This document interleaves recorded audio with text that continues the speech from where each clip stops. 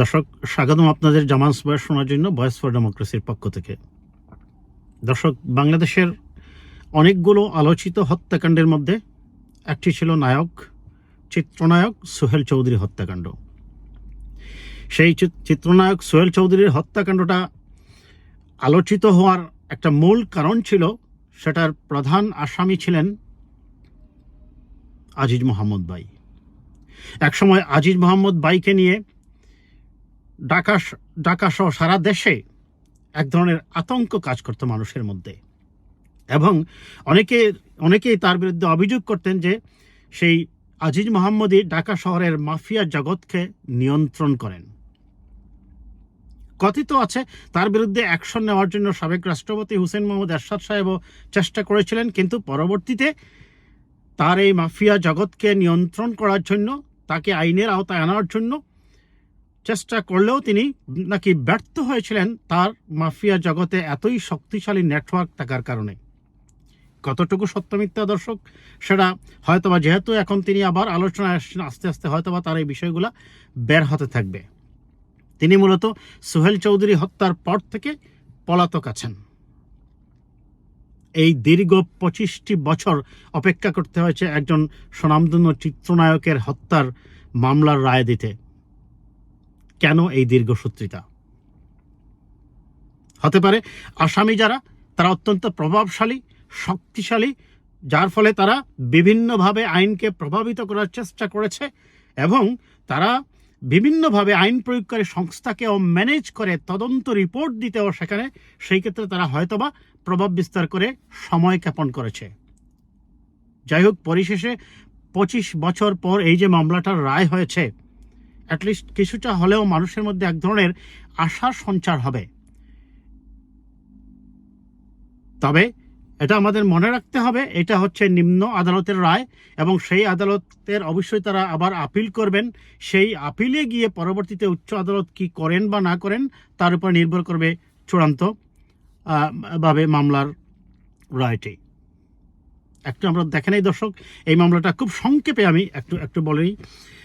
25 বছর আগে চিত্রনায়ক সোহেল চৌধুরী খুনের ঘটনায় ব্যবসায়ী আজিজ মোহাম্মদ বাই ওরফে আব্দুল আজিজ, ট্রাম্প ক্লাবের মালিক আফাকুল ইসলাম ওরফে বান্টি ইসলাম ও আদনান সিদ্দিকের যাবজ্জীবন কারাদণ্ড দিয়েছেন আদালত। তারা 3 জনেই পলাতক রয়েছেন।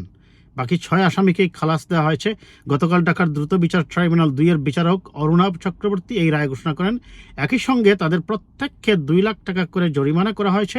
অনাদায়ে 6 মাস কারাভোগের ভোগ করতে হবে। খালাস পাওয়া আসামিরা হলেন তালিকাভুক্ত শীর্ষ সন্ত্রাসী সানজিদুল হাসান ইমন, আশিস রায় ওরফে চৌধুরী ওরফে বুতল চৌধুরী, তারিক সাইদ মামুন, ফারুক আব্বাসী, সেলিম খান ও হারুনুর রশিদ ওরফে লেদার লিটন। তাদের মধ্যে ইমন এখন জেল হেফাজতে এবং আশিস রায় চৌধুরী, তারিক সাইদ মামুন ও ফারুক আব্বাসী জামিনে আছেন। কিন্তু রায়ের সময় মামুন ও ফারুক তাদের আইনজীবীদের মাধ্যমে আবেদন জমা দিয়ে আদালতে অনুপস্থিত ছিলেন।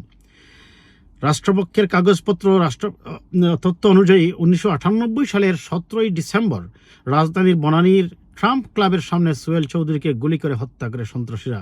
পরে গোয়েন্দা পুলিশের তদন্তে উঠে আসে আলোচিত ব্যবসায়ী আজিজ মোহাম্মদ বাই ট্রাম্প ক্লাবের মালিক বন্টি ইসলাম ও আশিস রায় চৌধুরীর সঙ্গে বিরোধের জেরে বাড়াটিয়ে খুনিদের দিয়ে সোহেল চৌধুরীকে হত্যা করা হয়। খুন হওয়ার পরের বছর আশিস রায় চৌধুরী সহ 9 জনের বিরুদ্ধে অভিযোগপত্র দেওয়া হয়। এর 2 বছর পর 2001 সালে বিচার শুরুর আদেশ হয়। ওই আদেশ চ্যালেঞ্জ করে এক আসামি উচ্চ আদালতে গেলে আটকে যায় বিচার কার্যক্রম। পরে উচ্চ আদালতের আদেশে ফের 2022 সালে বিচার কার্যক্রম শুরু হয়। যাই হোক দর্শক, এটা জাস্ট খুব সংক্ষেপেই আমি বললাম। এখন প্রশ্নটা হচ্ছে, এই যে 25টা বছর, আজকে সোহেল চৌধুরীর স্ত্রী, আপনারা জানেন তিনি একজন চিত্রনায়িকা ছিলেন, দিতি। সেই দ্বিতীয় মারা গিয়েছেন, তার স্ত্রীও মারা গেছেন। স্ত্রীও দেখা যেতে পারেননি যে তার স্বামী হত্যার বিচার হয়েছে, অন্তত রায়টা তো হয়েছে। চূড়ান্ত আদেশে উচ্চ আদালতে কি হবে, সেটার জন্য হয়তো আমাদের আরও কিছুদিন অপেক্ষা করতে হবে। তার সন্তানরাও অ্যাটলিস্ট এই রায়টা শুনতে পেরেছে যে তার বাবার হত্যার আসামি কারা, এবং তাদের সাজা হয়েছে অন্তত। এখন এই যে বিচারের যে দীর্ঘসূত্রিতা, এই দীর্ঘসূত্রিতা 25 বছর একটা পরিবারের পক্ষে মামলা পরিচালনা করা সম্ভব কিনা,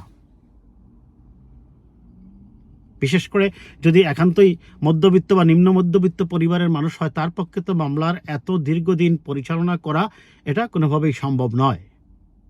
আমরা যখন দেখি এই সকল দেশে যখন কোনো আসামিকে পুলিশ শনাক্ত করে কিংবা পুলিশ যার বিরুদ্ধে অভিযোগ দেখে পুলিশই ব্যবস্থা গ্রহণ করে, পুলিশই তাকে অ্যারেস্ট করে, পুলিশ তাকে নিয়ে আদালতে তোলে এবং তার যদি সেই ক্ষেত্রে মামলা পরিচালনা করার খরচ বা বেয়ার করার মতো ক্যাপাসিটি না থাকে, তখন আমরা দেখি এই সকল দেশে বিভিন্ন সংস্থা আছে, অর্গানাইজেশন আছে, সোশিয়াল সার্ভিস আছে, তারা তাদেরকে সাহায্য করে এবং আইনি সহায়তাগুলো দিয়ে আইনকে চূড়ান্তভাবে প্রয়োগের ব্যবস্থার জন্য তারা সব রকম পদক্ষেপ নেয়।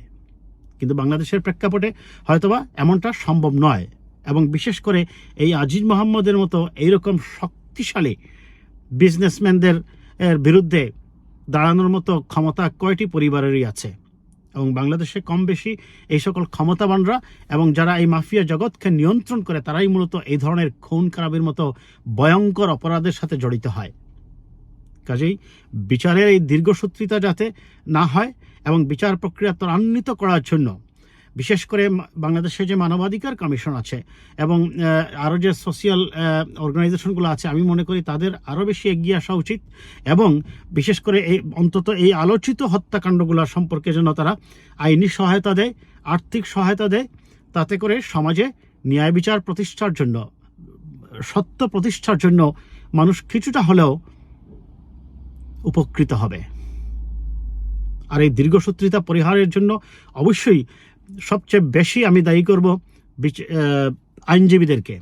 তারা অনেক সময় অনেকটা অপ্রয়োজনীয় যুক্তি তোলে কিংবা বিচারক স্বল্পতার কারণ দেখিয়ে কিংবা অন্য যে কোনো একটা অজুহাত দেখিয়ে দিনের পর দিন মামলার তারিখ কিন্তু তারা নির্ধারণ করেন। এতে করে একজন আইনজীবী যেমন কিছু আর্থিকভাবে লাভবান হচ্ছেন, কিন্তু অন্যদিকে নিতান্তই স্বাভাবিক মধ্যবিত্ত পরিবারের একজন মানুষ সেই ন্যায় বিচার পাওয়া থেকে বঞ্চিত হচ্ছে। কারণ কিছুদিন পরে মানুষ যখন আর্থিক সংকটে থাকে তখন সে কিন্তু আর বিচার প্রক্রিয়ার জন্য খুব একটা তার অ্যাক্টিভিটিস দেখায় না, এবং তখন তারা অনেক ক্ষেত্রে দেখা যায় মামলা এইভাবে বছরের পর বছর আদালতে পড়েই আছে, সেটার কোনো রায় হচ্ছে না এবং সেটার কোনো চূড়ান্তভাবে সিদ্ধান্ত আসছে না কোর্ট থেকে।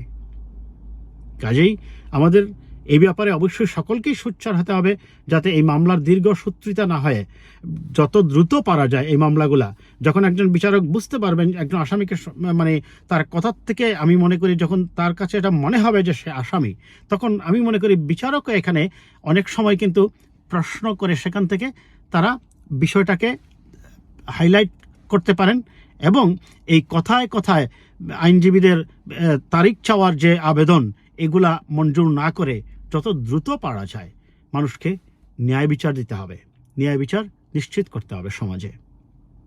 ভালো থাকবেন দর্শক, কথা হবে হয়তো আবারও কোনো বিষয় নিয়ে।